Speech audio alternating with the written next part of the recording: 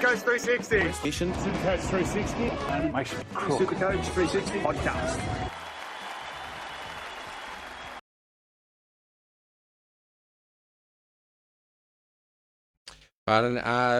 Rick's got a few value picks in terms of draft for us just before we move on from draft. So, Tino, where do you put Big Tino in terms of your round selection?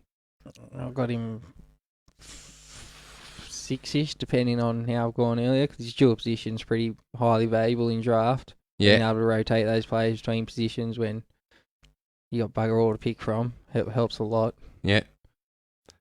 Yeah. 5th round, 6th round, I can see him going. Yeah, it's it. Rick's has got him 5th to 6th, or 5th to 6th. Zach Lomax, where would you put him? So if you could jag him... Yeah, you can get him late. Yeah, if you jag him 8 or 9 or something, you'd be pretty happy with that, Yeah. I reckon. If someone's got a hard on for him, but he could go early as shit. Yeah. Well, if you're in there with the same supporter... What's the earliest you'd go on him? Me personally... Imagine you're a 10? Dragons fan. Yeah, again, if I was you got to play with biggest- your head, not your heart. Yeah, but you know what? But yeah. some people just want draft, yeah, absolutely. one players, you know, like, and he's a goal kicker. I could see him going as early as 6. Ooh, all right. Not for my team, but I could see him going early as 6, you know. All right, fair enough. I think Rick's has got him round 6, 7. Speaking of Fig Jam, I'm on there Thursday night, so check their podcast out Friday. I'm going there, and hopefully Mitch has signed his contract as well. Going to meet Snoop together. All right, Marty Tapau. Oh, way down. 10, 11. Yeah, it's it. I mean, to be honest, I haven't heard mentioned much in classic circles this year.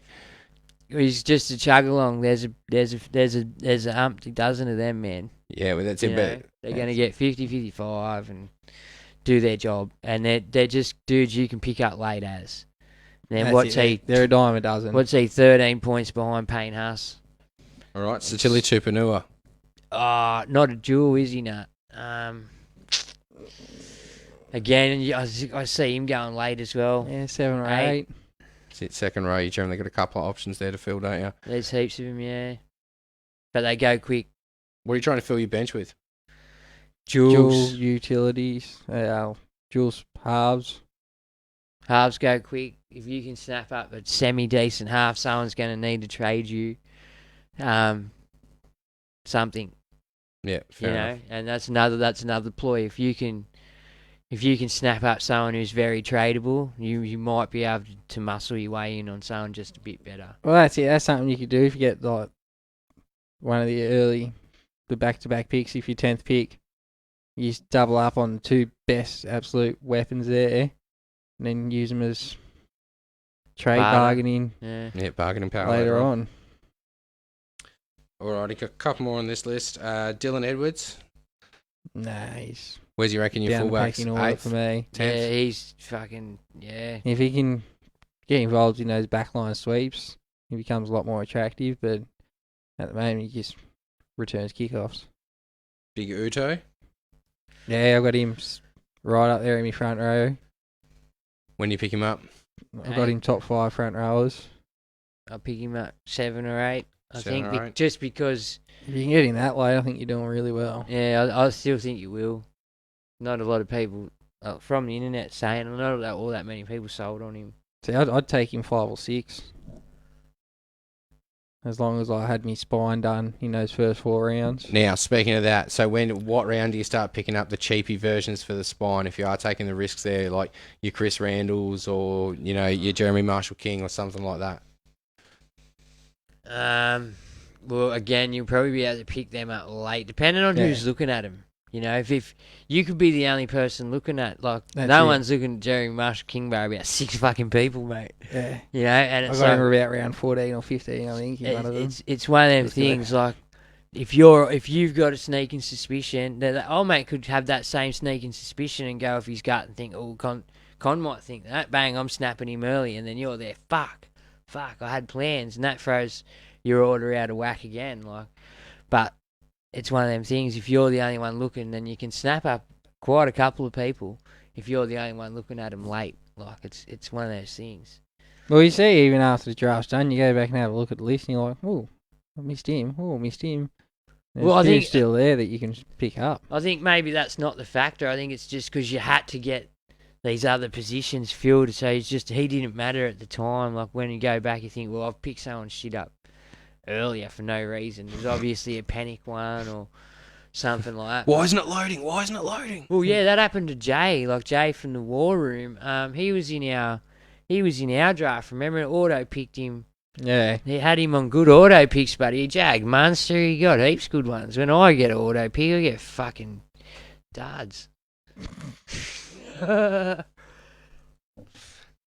moving on. Yeah. So, yeah, you want to do some shout-outs?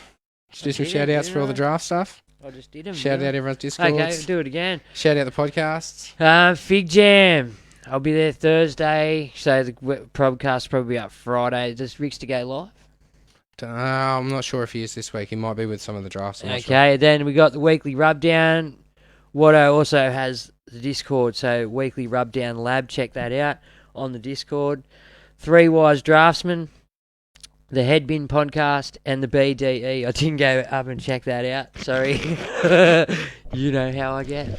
But yeah, and then if you're really struggling when you get to some of these lower players before you do a draft, or you might be on a draft where you get a couple of hours between picks and everyone's on the ball, you can go and have a look on supercoachstats.com and have a look at their priors and if they might jag a start and just try to do some math. Well, that can help you big time, because say you can see a couple of potential centre wings coming through to start the year. Yeah. You can load up the rest of your team, hoping, like Swali or something, he's not going to go till really late in the draft, so you can load up other positions before you worry about sneaking him in a bit later. Yeah, that's the thing. You do have to load up on some positions and cut your losses elsewhere. Yeah. You know? But that's up to your game plan and your strategy. Every one of them's different. That's why I've given you that list, because let's be honest, the more opinions, the better for your drafting strategies. Like if you hear so many different ones. Juzzy? Levi Crookshack wants to know how the draft positions are selected. So is it just random? It comes down to the...